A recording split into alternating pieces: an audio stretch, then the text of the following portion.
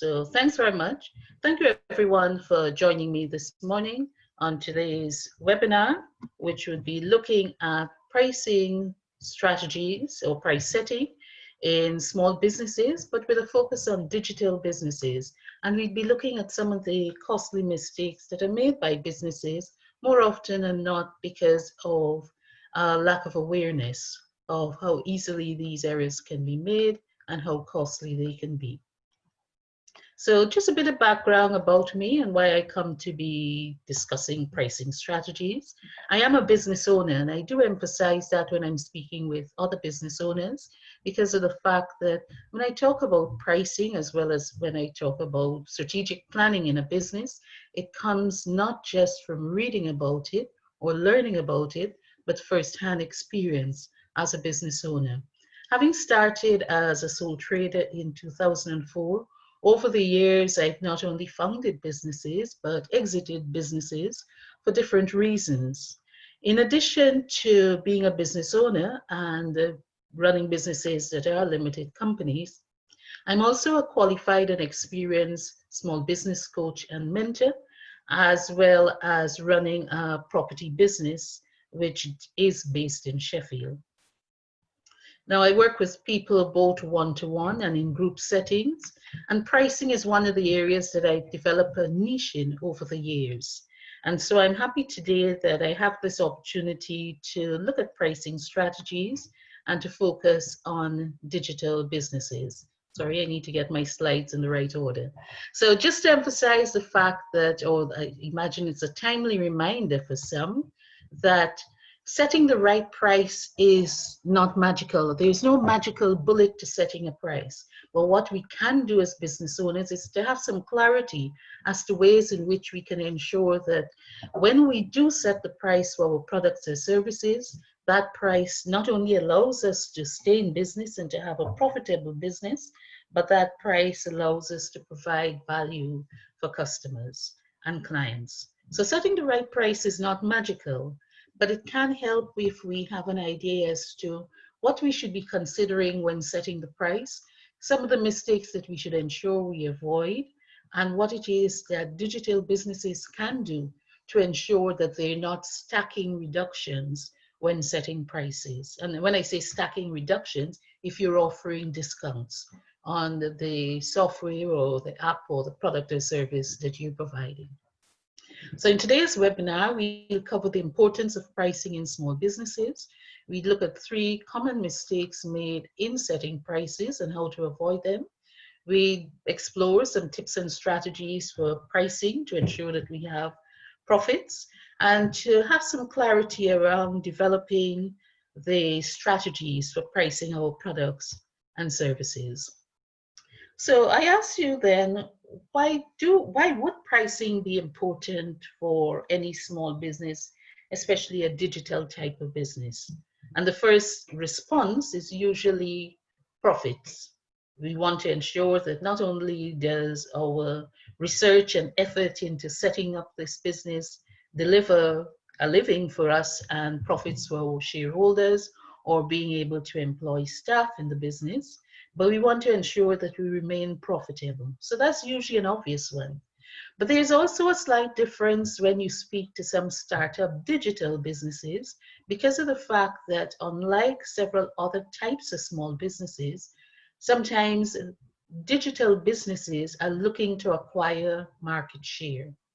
Now, because of the fact that it may be a new technology, a new way of doing what we are doing, or a new or a disruptor to the market in terms of changing completely and radically the way a particular service or product had been delivered, some digital businesses are looking to acquire market share from the word go.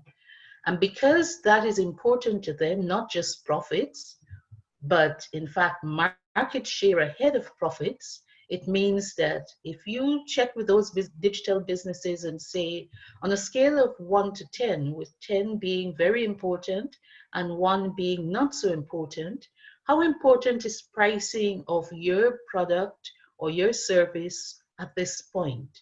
And more often than not, instead of getting a response close to 10, you're getting a response close to 5. Reason being, those businesses are focused on getting in early, acquiring customers, taking charge of the market, and to be able to raise their brand awareness or awareness of their brand. And because of that, it's particularly important that market share becomes a priority in terms of pricing and not profits.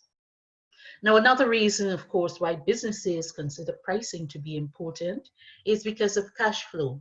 Because if you set the price that is not best for your product or service, what you find is that you're not generating enough cash into your business in a consistent way to ensure that you can pay suppliers or employees or yourself when you need to, or to do so in a timely manner. But in fact, you're actually financing the cost of delivering the product or service, meaning that you either provide a director's loan or you go into you get an overdraft to cover those expenses, and then there is a cost to that overdraft. So cash flow would also determine the price at which you set your products or services. Now, customer acquisition or client acquisition is linked with the second star, which deals with market share, because in the case of some businesses, what they're looking is to get as many customers as they can within a short period of time. And therefore, because of that, it means that the priority would be gaining new customers and not generating profits. And of course, scaling up, because scaling up requires not only additional internal resources, but having a wider reach in order to get to a larger customer base or to deliver to your existing customer base a wider range of products or services. And so some of the key considerations when you're setting your price as a digital business is to think, what are you selling? So you have a sense now as to where pricing sits in terms of importance. So you now want to zero in on, what are you selling? Is it new? Is it disruptive? Will it improve efficiency? Those are some of the questions you will need to ask yourself. Is there a potential high demand for what it is that you're selling? Or is it likely to be a product or service that you'll have an exclusive group of users? Maybe you're only looking for corporate clients, and maybe you only need 20 corporate clients rather than 500 small businesses to be your clients. And therefore, you need to have an understanding as to what the demand is likely to be for your product or service. Will it meet mandatory or legal obligations? And by this I mean, if your product or service will help a customer or a business meet obligations that are required by law, it means that you have a greater likelihood of finding people who are willing to buy your product or service at the appropriate price, rather than if it is not linked with a legal or mandatory obligation. And here I'm thinking in particular about aspects such as health and safety requirements and being able to deliver training in a digital way, for example, or even sending in your company accounts. So many of you may already be using digital software for your accounting.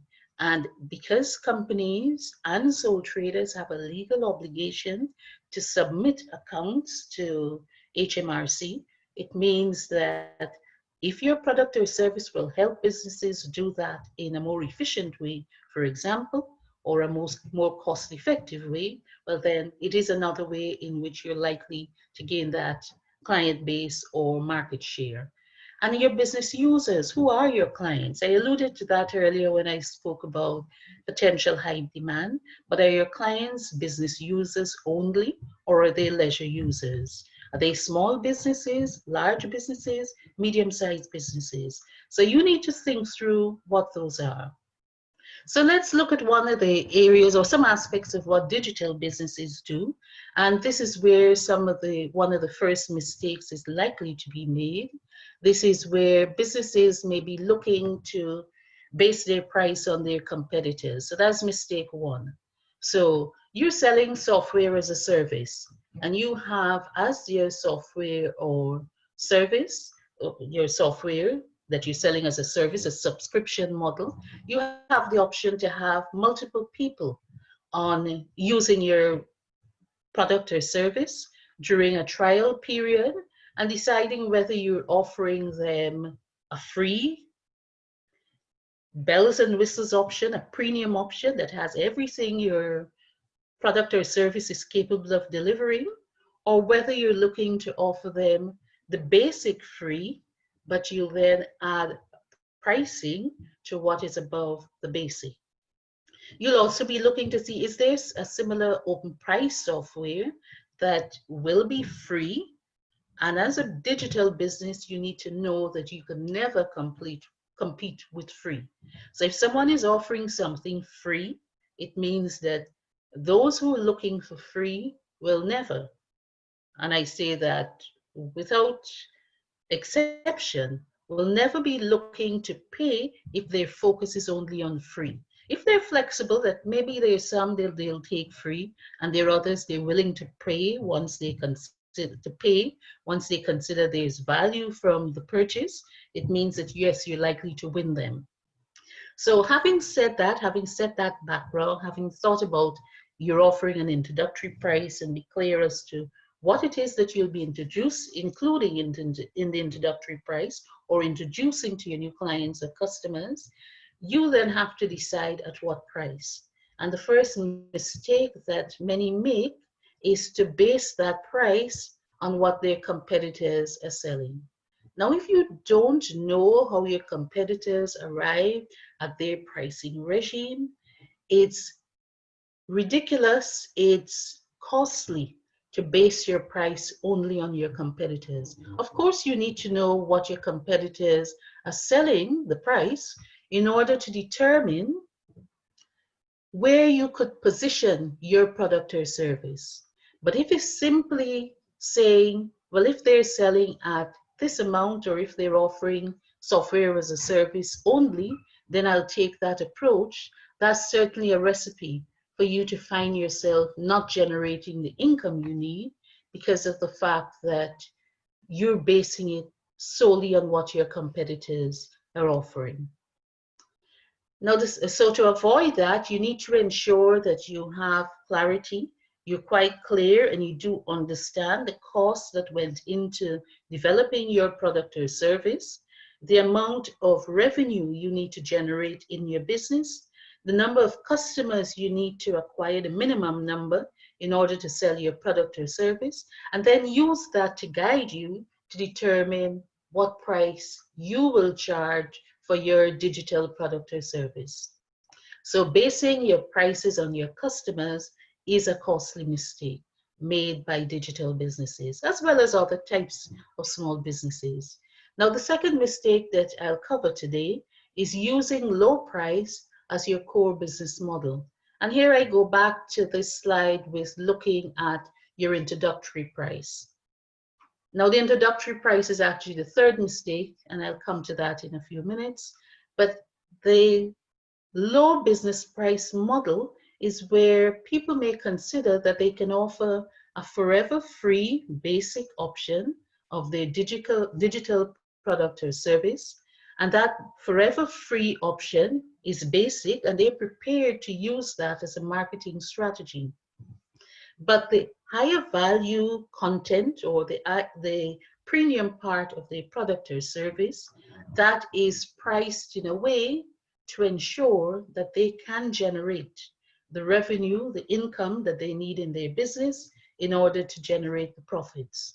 So when you're considering what you're pricing or how you're pricing, it's dangerous to base it only on a low price model, because if you're basing it on a low price model, it means that you're required to have a large number of customers in order to generate the revenue that you need in your business. However, if you take the approach of having, for example, a pricing menu where you have 2 or 3 items that can be available, it then allows you to have one item possibly as forever free, which is very basic, But then you're able to sell, you're able to upsell to your customers. And here I'll use this example, which is taken from a pricing software where they have a low introductory price, but they don't have a forever free price.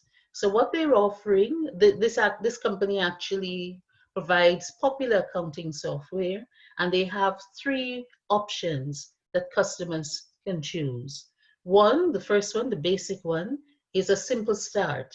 So for £12 a month, someone can make use of this software to deal with their accounting. However, they are also promoting that by way of a sale based on a discount for a fixed period of time. So here they're saying that yes, it is £12 per month, this simple start. However, if you buy it now, we can offer you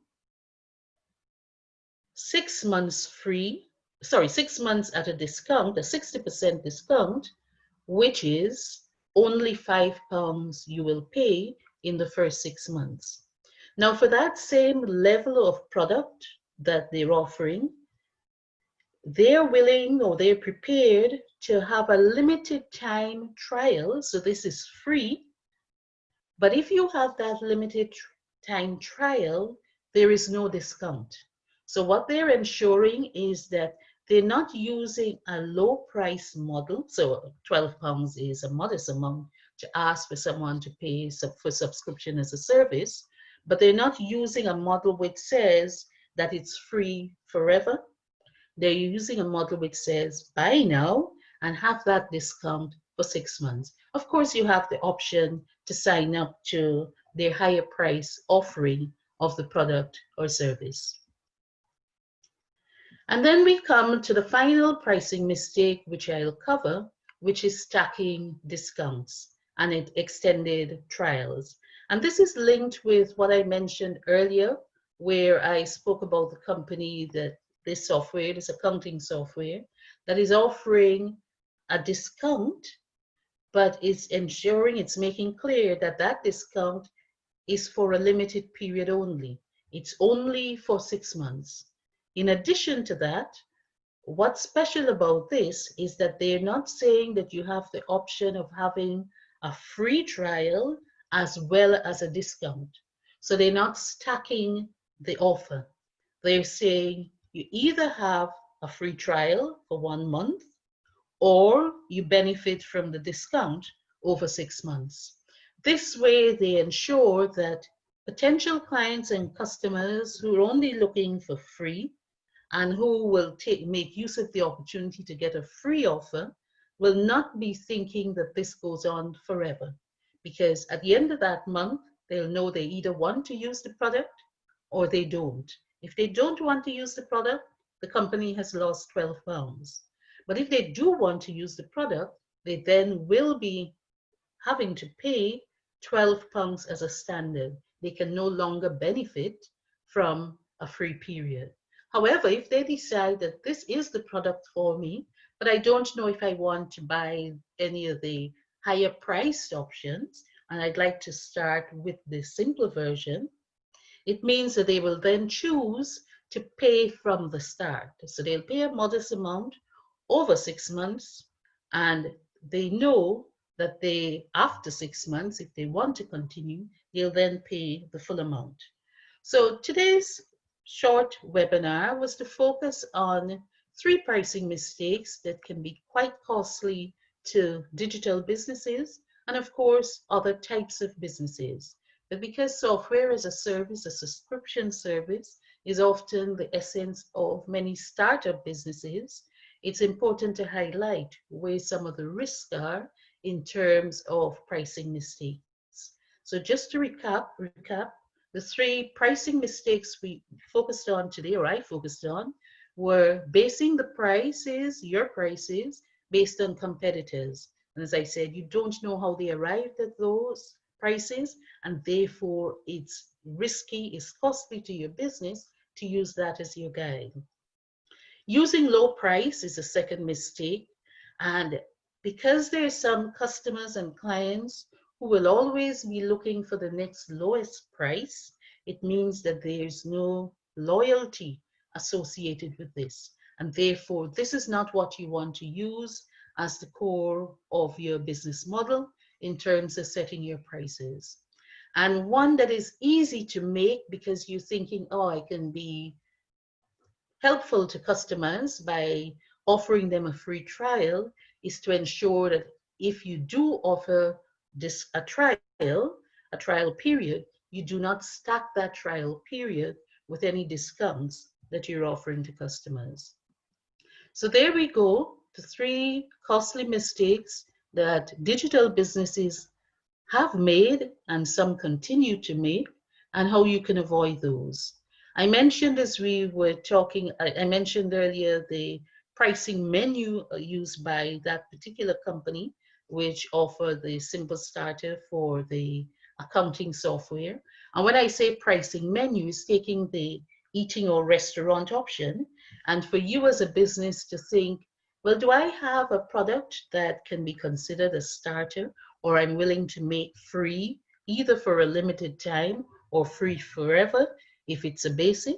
And do I want to be able to use that as a way of attracting more customers or clients to my business? Or are you thinking, well, I only have one main product in my business, and that is what I want to sell. So this main course, maybe I should be looking at whether I can break it into a smaller component and have that to use as my basic, as a starter, which could be a lower priced option. Or if you have your main course and you consider that there's additional value that you can add to your existing main digital product or service, this could be by way of adding more in order to earn more, providing greater value for your customers, and using the analogy of the restaurant, this then becomes the dessert because it allows for customers to get the sweetness, the bells and whistles from what it is that you're offering in your business. So when you're developing your pricing packages, set prices for your products or services that will ensure that you remain profitable as a business, you convey the value that you're offering to your customers and clients, you consider when to time any special offers or discounts that could be used to either sell more or to gain more customers or both, and you also consider how you can reward customer loyalty. So that's what I'd like to share with you today in terms of some of those costly pricing mistakes. As I said at the start of the session, I'm more than happy to answer any questions that may be posed in the chat, or you can unmute yourself and ask any questions that you may have, and then I can answer those. This last sheet is simply saying that if you want to keep in touch, I am on social media at BizCoach4U, the number 4, and also on LinkedIn. And if any one of you would like to have further support in pricing your digital products or services, then do feel free to get in touch. Both my telephone and email address can be seen on this last slide. So I'll just check the chat again to see whether there are any questions there. Well, check the question and answer, but I'll also check the chat.